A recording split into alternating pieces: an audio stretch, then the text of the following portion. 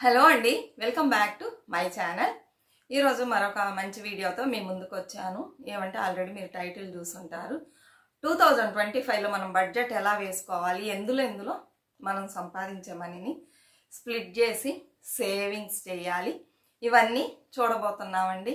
ఇంకా చాలామంది సేవింగ్స్ చేయడం స్టార్ట్ చేయకపోతే ఈ వీడియో ద్వారా చాలా విషయాలు తెలుసుకొని వెంటనే మీరు స్టార్ట్ చేయండి. సరే, మంత్ ఎండ్కి వస్తుంది, ఇప్పుడు ఎలా అండి అంటే జనవరి 1 నుంచి ప్రతి ఒక్కళ్ళం సేవింగ్స్ అనేది ఒక అలవాటుగా మార్చుకొని మేము ఫాలో చేస్తాం అని మీలో మీరే ప్రమాణం చేసుకొని స్టార్ట్ చేయండి. ఈ సేవింగ్స్ అనేది మీ లైఫ్ స్టైల్ని మార్చేస్తుంది. ఎవరు మంచిగా సేవ్ చేసుకుంటారో, అనవసరంగా ఖర్చులు పెట్టకుండా మంచిగా బడ్జెట్ వేసుకుంటారో, మంచి వాటిలో ఇన్వెస్ట్ చేసుకుంటారో. మనం చాలామంది చూసారంటే మనీని సేవింగ్స్ చేస్తూ ఉంటాం, ఉండిల్లో లేకపోతే ఇంట్లో ఉన్న పెట్టెల్లో, అక్కడ ఇక్కడ బ్యాంకులు ఇలా వేస్తూ ఉంటాము. బ్యాంకులో వేస్తే పెద్దగా ఇంట్రెస్ట్ రాదు, అలానే ఇంట్లో పెట్టుకుంటే అసలు ఆ ₹1 కూడా దొరకదు ఇంట్రెస్ట్. ఇలా కాకుండా మనం మంచి వాటిని సెలెక్ట్ చేసుకొని ఇన్వెస్ట్ చేసినట్లయితే మన మనీ రెట్టింపు అవుతూ పోతూ ఉంటుంది అనమాట. కొన్ని రోజుల్లో మనం చాలా మనీని సేవింగ్స్ చేసి ఉంటాం అన్నమాట. సరేనా? అందువలన ప్రతి ఒక్కళ్ళు ఈ 2025 నుంచి సేవింగ్స్ చేసి మంచిగా ఇన్వెస్ట్ చేస్తాం. లేదా ప్రతి నెల కొంతమంది ఇంత అని సేవింగ్స్ చేస్తారు. ఒక 5,000 సేవ్ చేశారా మీరు మనీని, దాన్ని తీసుకెళ్ళి ఒక మంచి ఇన్వెస్ట్మెంట్లో ఇన్వెస్ట్ చేయండి. దానివల్ల మీకు మనీ పెరుగుతూ ఉంటుంది. సరేనా? ఇలా చేయడం వలన మనకి చాలా అంటే చాలా ఉపయోగాలు ఉంటాయి.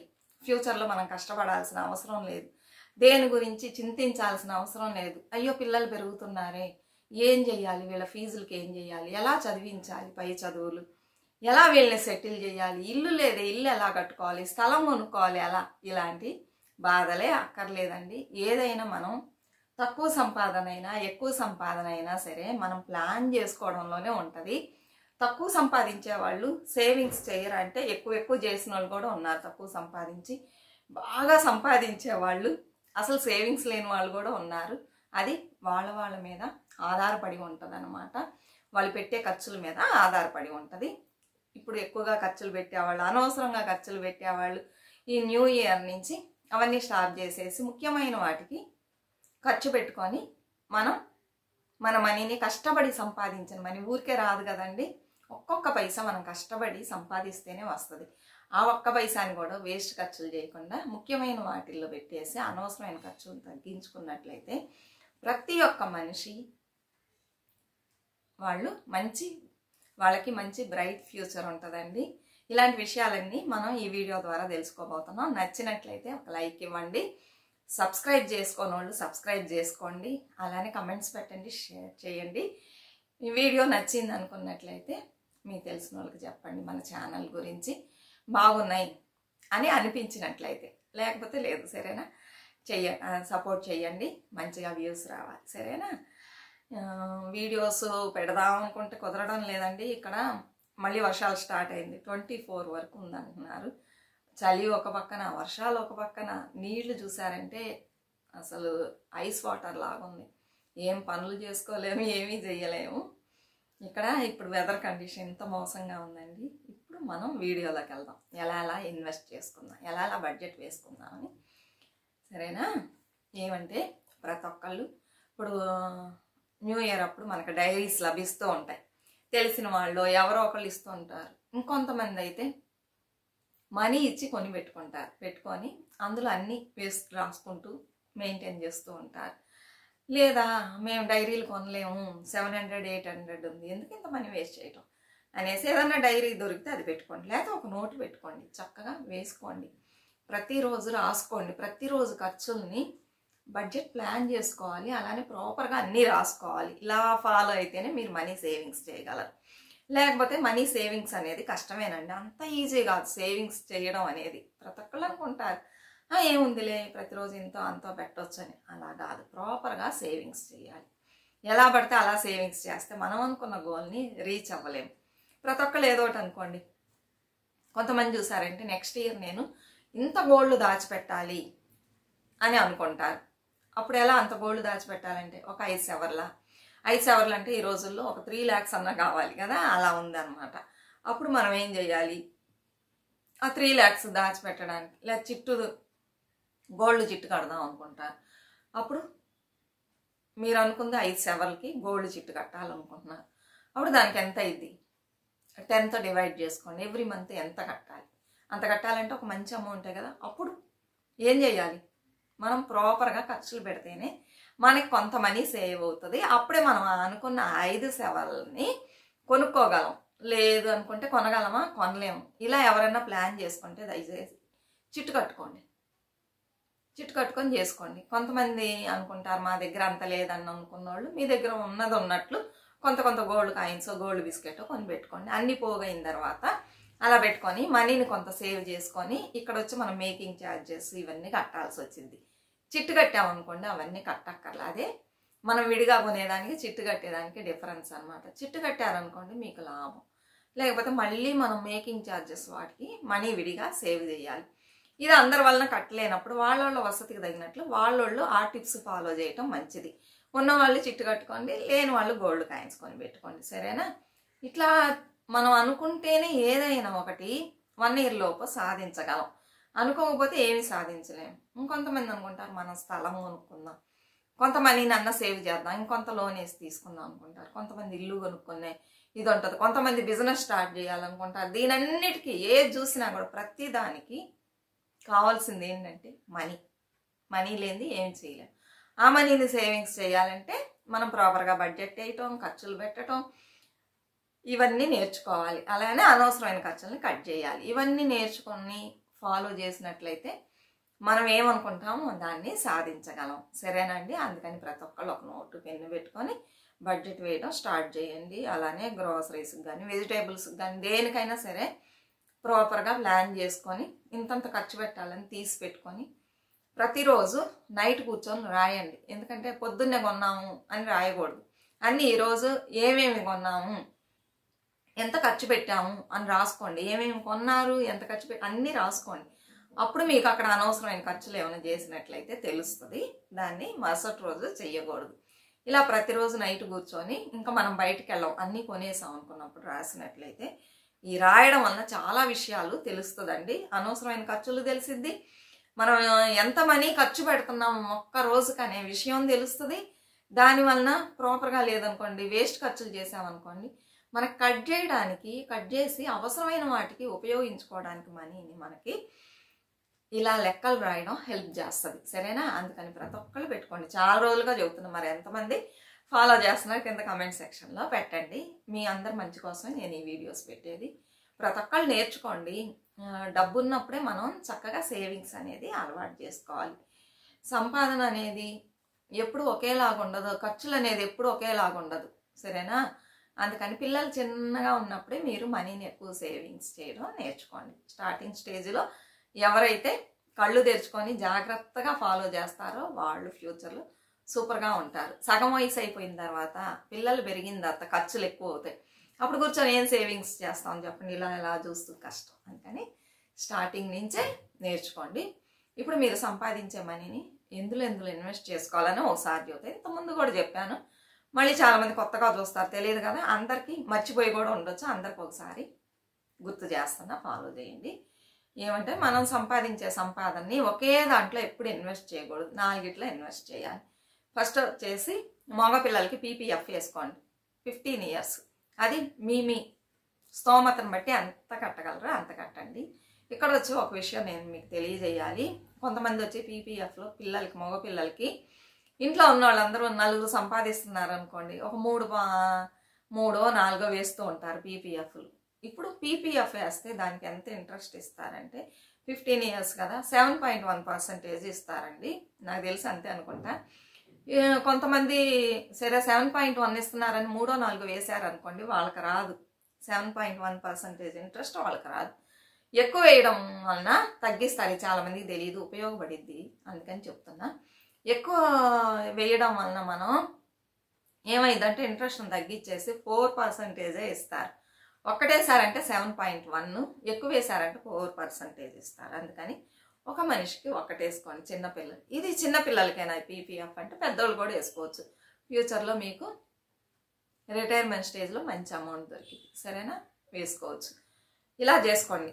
అబ్బాయిలకి. అమ్మాయిలకి వచ్చి ఉండనే ఉంది సుకన్య సమృద్ధి యోజన. 15 years వేయాలి, 6 years వదిలేసేయాలి. పాలసీ ముగిసిన తర్వాత 6 years వదిలేసారంటే మీ కాంపౌండ్ ఇంట్రెస్ట్ వేసేసి మంచి అమౌంట్ 21 years తర్వాత మనం తీసుకోవాల్సి ఉంటుంది. అందుకని ఇప్పుడు పుట్టిన ఆడపిల్లలు ఉంటే 1 year లోపు ఉన్నోళ్ళు 1 year, ఇది వచ్చేసి 10 year లోపల ఉన్నోళ్ళకి 10 years దాటితే సుకన్య సమృద్ధి యోజన ఎలిజిబుల్ లేదనమాట. అందుకని ఇప్పుడు పుట్టిన పిల్లలు, చిన్న చిన్న పిల్లలు ఉన్నోళ్ళు అందరూ వేసుకోండి. 21 yearsకి మీకు ఒక మంచి అమౌంట్ వచ్చింది. మీరు దేని గురించి ఆలోచించాల్సిన అవసరం ఉండదు. అది పిల్లలు చదువుకా, మ్యారేజెస్కా, దేనికైనా యూజ్ పడిద్ది. సరేనా, అదొకటి వేసుకోండి. అదే ఒకే దాంట్లో ఇన్వెస్ట్ చేయకుండా ఇందులో కొంచెం, అందులో కొంచెం, ఇందులో ఒక 2000, అందులో ఒక 2000, అందులో ఒక 2000 అలా స్ప్లిట్ చేసి వేసుకోండి. సరేనా, మంచిగా లాభాలు వస్తాయి మనకి. తెలియని వాటిలో తెలియని వాళ్ళకి రొటేషన్కి ఇచ్చి అవి వస్తాయా రావా అని బాధపడేదానికంటే అలా అని ఇంట్లో పెట్టుకొని ఉండీలు వేసుకుంటే నెలకి 5000 ఉండీలు వేస్తున్నా, లేకపోతే బ్యాంకులు వేస్తున్నా, దీనివల్ల మనకి లాభం లేదు. అలానే పోస్ట్ ఆఫీస్లో ఆర్డీ ఓపెన్ చేసుకొని వేసారనుకోండి 5 yearsకి మంచి లాభం వస్తుంది. మన సబ్స్క్రైబర్స్ ఒకళ్ళు అడిగారు అసలు ఆర్డీ అంటే ఏందని, చెప్పాలనుకుంటున్నా మర్చిపోతున్నా, సారీ అండి. ఇప్పుడు చెప్తున్నా, తెలియని వాళ్ళు యూజ్ చేసుకోండి. ఆర్డీ అంటే రికరింగ్ డిపాజిట్ అనమాట. ఎవ్రీ మంత్ ఒకే అమౌంట్, అంటే 5000 అంటే 5000 వేయాలి. మార్చి వేయకూడదు, తక్కువ ఎక్కువ ఇలా వేయకూడదు. వేశారంటే 5 years తర్వాత పోస్ట్ ఆఫీస్లో వేసుకున్నారంటే మీకు మంచి బెనిఫిట్ అనమాట. మంచి ఇంట్రెస్ట్ వేసి ఇస్తారు.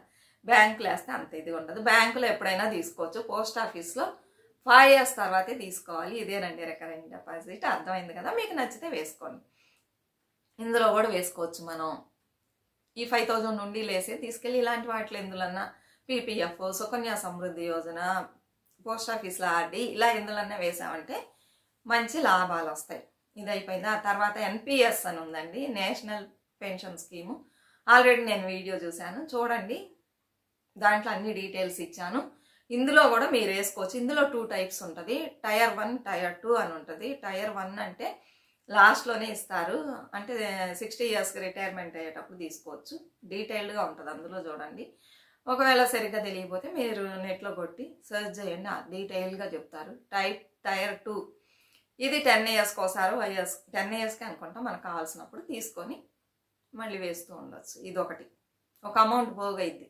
మనం ఒక స్థలం కొనాలనుకుంటున్నాం, 10 years తర్వాత మంచిగా ఉంటుంది అమౌంట్, అది తీసి మనం స్థలం కొనుక్కోవచ్చు. అలా అనమాట.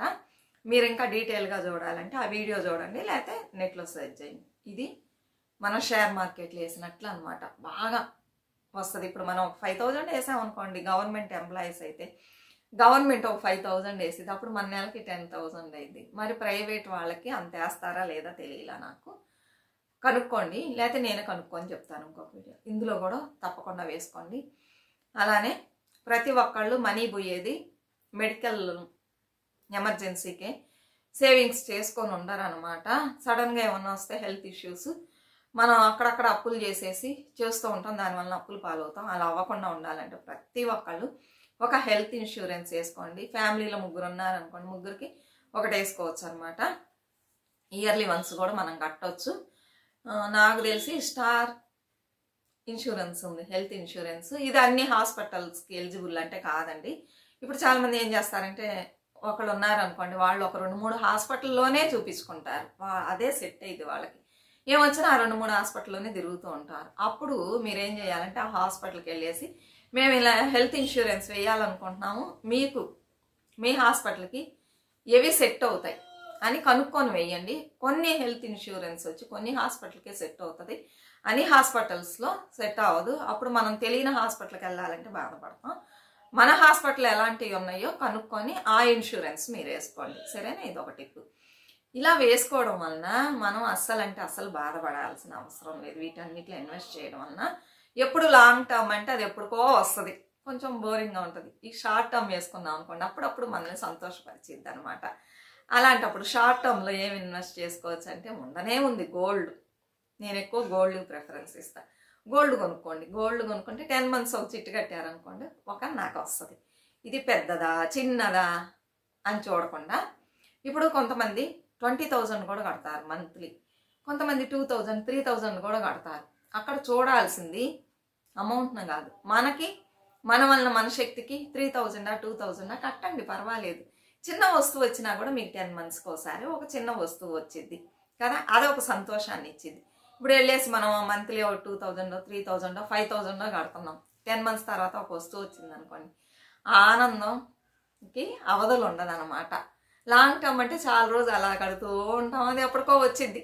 ఇదైతే ఇప్పుడే వచ్చేస్తుంది 10 monthsలో, హ్యాపీగా ఉంటుంది మనకి. అలా చిన్న చిన్న సంతోషాలు దొరకాలంటే షార్ట్ టర్మ్లో వేసుకోండి, సరేనా? మీ వల్ల అయినంత వేసుకోండి. చిన్న వస్తువు అని చెప్పి బాధపడకండి. అస్సలు కట్టకుండా కూర్చుంటే ఆ చిన్న వస్తువు కూడా రాదు కదా. మన స్తోమతకి ఇంతే అనుకున్నప్పుడు దానికి తగినట్లు కట్టి ఆ మనీకి ఏ వస్తువు వచ్చిందో అది తెచ్చిపెట్టుకోండి. ఇలా తెచ్చిపెట్టుకుంటూ ఉన్నారనుకోండి, కొన్ని రోజులకి మీ దగ్గర మంచిగా గోల్డ్ సేవ్ అయింది. లేదండి మేము మంత్లీ కట్టలేము అనుకున్న వాళ్ళు దొరికినప్పుడు అంతా గోల్డ్ కాయిన్ అలా కొని పెట్టుకోండి. గోల్డ్ బాండ్ ఉంది, అందులో కూడా మనం బాండ్ తీసుకొని పెట్టుకున్నట్లయితే 8 years తర్వాత మనకు ఒక మంచి అమౌంట్ వచ్చింది. అందులో కూడా ఇది లాంగ్ కాదు షార్ట్ కాదు, మధ్యలో ఉంది కదా, అందులో కూడా మనకు సంతోషంగా ఉంటుంది. ఆ డబ్బుతో మనీగానే ఇస్తారు, దాన్ని మనం ఇచ్చేసి గోల్డ్ కావాలంటే గోల్డ్ కొనుక్కోవచ్చు. ఇప్పుడు గోల్డ్ బాండ్లో ఇన్వెస్ట్ చేసామనుకోండి, ఆ స్కీమ్లో గోల్డే తీసుకోవాలని లేదనమాట. ఇప్పుడు మనం ఒక్కసారి ఇన్వెస్ట్ చేయాలి. ఇప్పుడు నేను ఒక 8 grams ఇన్వెస్ట్ చేస్తున్నా అంటే 8 grams అంటే 1/7 కట్టాను, ఒక 60,000 అనుకోండి, 15 16 కట్టాను, కట్టేసి వదిలేసాను 8 yearsకి. ఇప్పుడు ఏమవుతుంది అంటే గోల్డ్ రేటు పెరిగింది అనుకోండి, దానికి తగినట్లుగా ఇంట్రెస్ట్ పెరుగుతూ ఉంటుంది మనకి, సరేనా? వచ్చేటప్పుడు ఒక మంచి అమౌంట్ మనకి రిటర్న్స్ వస్తుంది ఇందులో ఇన్వెస్ట్ చేస్తే. దాంతో మీరు గోల్డ్ కావాలంటే గోల్డ్ తీసుకోవచ్చు, ఇంకెందులోనే ఇన్వెస్ట్ చేయాలన్నా ఏదన్నా కొనుక్కోవాలన్నా కూడా కొనుక్కోవచ్చు. ఇన్ని దారులు ఉన్నాయండి, మార్గాలు ఉన్నాయి. మనం ఇవన్నీ తెలుసుకోకుండా చాలా మనీని వేస్ట్ చేస్తూ ఉంటాము. అసలు ఒక సేవింగ్స్ చేయాలనే థాట్ కూడా ఉండదు కొంతమందికి. చెప్పేవాళ్ళు లేకుండా కొంతమంది మనీని వేస్ట్ చేస్తూ ఉంటారు. మనీని సేవింగ్స్ చేయడం అనేది చాలా ఇంపార్టెంట్ అండి. ఒక మనిషి ఏ పని చేయాలన్నా మనీ ఉండాలి, మనీ లేని మనం ఏమీ చేయలేము కదా. మనకు మర్యాద దొరకాలన్నా కూడా ఆ మనీ ఉంటేనే మర్యాద దొరికింది. ఇలాంటి మనీని మనం ఎలా పడితే అలా ఖర్చు పెట్టకుండా ఖర్చులకు విడిగా తీసి పెట్టుకొని, ఖర్చులు అంటే మనం బయటకు వెళ్ళాలి, అక్కడికి ఇక్కడికి వెళ్తూ ఉంటాం, ఒకేసారి అన్నీ కట్ చేయాలా అంటే కట్ చేయలేం. మెల్లమెల్లగా మీ అలవాటుని మార్చుకుంటూ సేవింగ్స్ని పెంచుకుంటూ పోండి. ముఖ్యమైన వాటికి ఖర్చు పెట్టండి, లేని పక్షంలో స్టాప్ చేసేయండి. ఎందుకంటే ఇప్పుడు ఉన్న రోజుల్లో ఎంత సంపాదించినా కూడా చాలడంలా, అలాంటప్పుడు సేవింగ్స్ అనేటప్పుడు కొంచెం కష్టంగానే ఉంటుంది. ఉన్నా కూడా మనం చేసినట్లయితే మన ఫ్యూచర్ బాగుంటుంది, సరేనా? ఇలా ప్లాన్ చేసుకోండి. 2025లో ప్రతి ఒక్కళ్ళు ఒక గోల్ని పెట్టుకొని దాన్ని రీచ్ అవ్వడానికి ఇలా ప్లాన్ చేసుకోమని చెప్తున్నాను. తప్పకుండా ఫాలో చేయండి ఈ టిప్స్ని. చేసినట్లయితే మీకు మంచిగా మీ దగ్గర సంపద అనేది పెరిగిద్ది, సరేనా? ఇదే ఈరోజు వీడియో. ప్రతి ఒక్కళ్ళు అనుకోండి, నేను 2025 నుంచి సేవింగ్ స్టార్ట్ చేయాల, తప్పకుండా స్టార్ట్ చేస్తాను. నేను ఒక నోటు పెట్టుకుంటాను, ఖర్చులన్నీ రాసుకుంటాను, జాగ్రత్తగా ఉంటాను, నా ఫ్యామిలీకి మంచి సపోర్టివ్గా ఉంటాను నేను అని చెప్పి ఒక ప్రమాణాన్ని చేసుకొని మీరు మీ పయనాన్ని, అదే సేవింగ్స్ అనే పయనాన్ని సాగించండి, సరేనా? ఇదే వీడియో నచ్చినట్లయితే తప్పకుండా సపోర్ట్ చేసి లైక్ ఇవ్వండి. ఎలా ఉంది వీడియో అని కింద కమెంట్స్లో పెట్టండి. ఇంకా మంచి మంచి విషయాలు ఉన్నాయి, ముందు షేర్ చేస్తాను మీకు, సరేనా? మీ అందరి చేత సేవింగ్స్ చేయించడమే నా ఒక్క లక్ష్యం. ఇప్పుడు మీకు ఒక లక్ష్యం ఉంటుంది కదా, ఇది కొనుక్కోవాలి అది కొనుక్కోవాలి. నా లక్ష్యం ఏంటంటే అందరి చేత సేవింగ్స్ అనేది దాదాపు అందరూ మర్చిపోతున్నారు. అలా మర్చిపోకుండా, మర్చిపోయే వాళ్ళని, నిద్రపోయే వాళ్ళని తట్టి లేపడమే నా పని. చెప్తాను, మీరు యూజ్ చేసుకోండి, సరేనా? మీరు వచ్చి నా ఛానల్కి సపోర్ట్ చేయండి. మరొక మంచి వీడియోతో మళ్ళీ కలుగుతాం. అంతవరకు బాయ్ ఫ్రెండ్స్.